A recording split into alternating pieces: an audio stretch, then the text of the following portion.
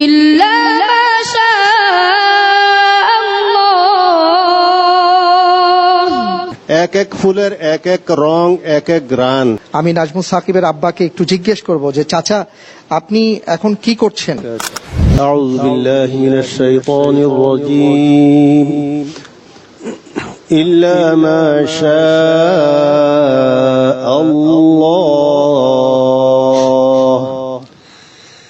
আউযু বিল্লাহি মিনাশ শাইতানির রাজীম। বিসমিল্লাহির রহমানির রহিম। ويوم يحشرهم جميعا يا معشر الجن قد استكثرتم من الإنس وقال أولياؤهم من الإنس ربنا استمتع بعضنا ببعض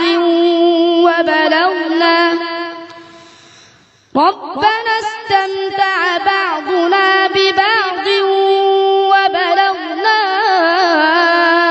أجلنا الذي أجلت لنا قال النار مثواكم خالدين فيها إلا ما شاء الله إن ربك حكيم عليم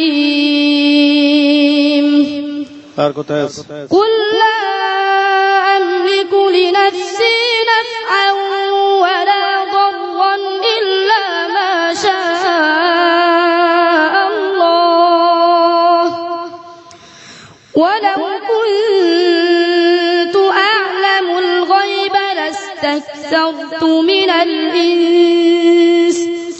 لاستكثرت من الخير وما مسني السوء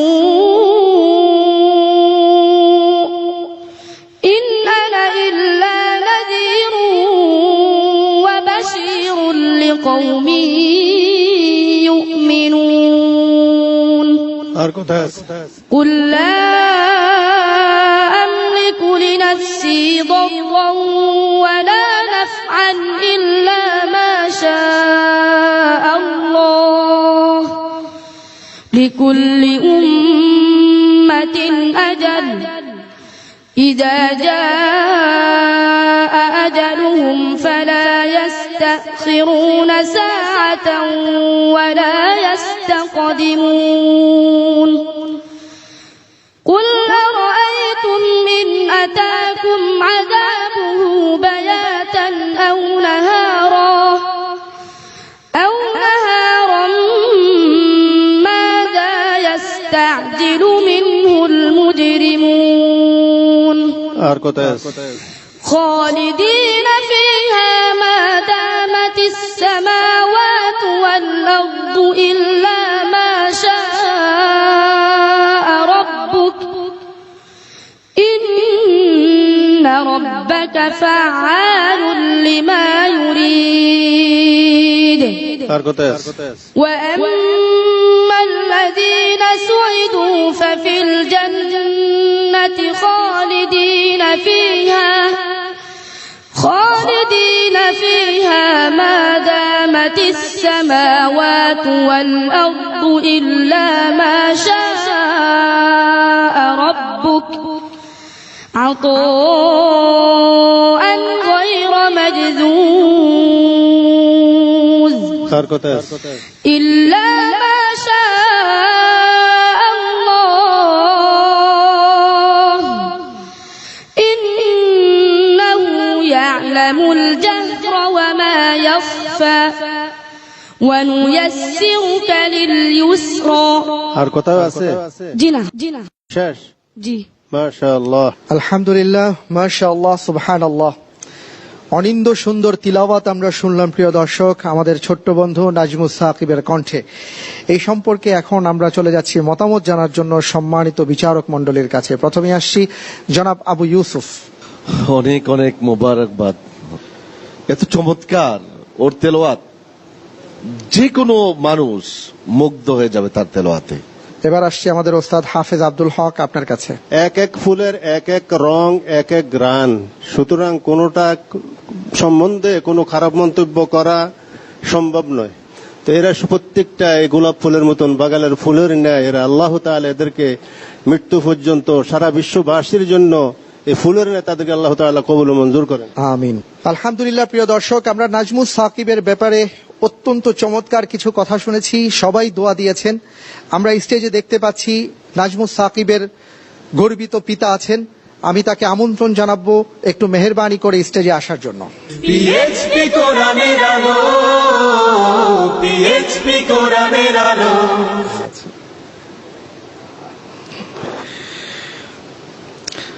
প্রিয় দর্শক, আপনারা দেখতে পাচ্ছেন নাজমুস সাকিবের আব্বা এখানে আছেন।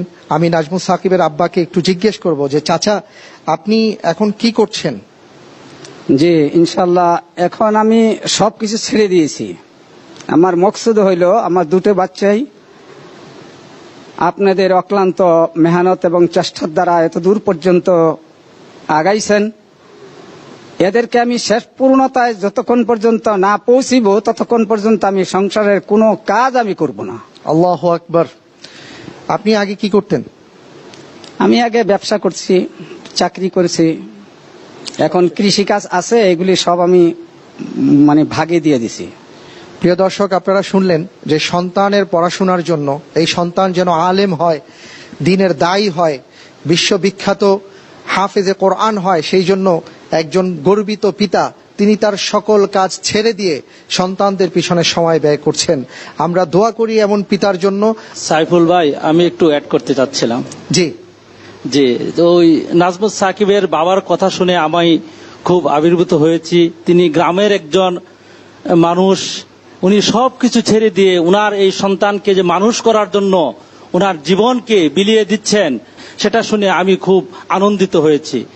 সেই হিসাবে আমি আমার পক্ষ থেকে নাজমুস সাকিব যেন ভবিষ্যতে সুন্দরভাবে লেখাপড়া করতে পারে, সে যেন বাংলাদেশের জন্য একজন স্টার হতে পারে, উজ্জ্বল তারকা হতে পারে, সেজন্য আমার পক্ষ থেকে প্রতি মাসে একটা শিক্ষাবৃত্তি আমি নাজমুল সাকিবকে দিতে চাই। আল্লাহ যদি আমাকে তৌফিক দান করেন। অনেক অনেক মুবারকবাদ, অনেক অনেক মুবারকবাদ আপনাকে। আলহামদুলিল্লাহ। প্রিয় দর্শক, আপনাকে ধন্যবাদ। আপনারা শুনলেন যে নাজমুস সাকিবের জন্য আমাদের লুবনানের সম্মানিত চেয়ারম্যান তিনি শিক্ষাবৃত্তির ব্যবস্থা করেছেন। আমরা তার জন্য দোয়া করি, যিনি এইভাবে জ্ঞানের পৃষ্ঠপোষকতা করলেন। জাযাহুল্লাহু খায়রান আহসানাল জাযা।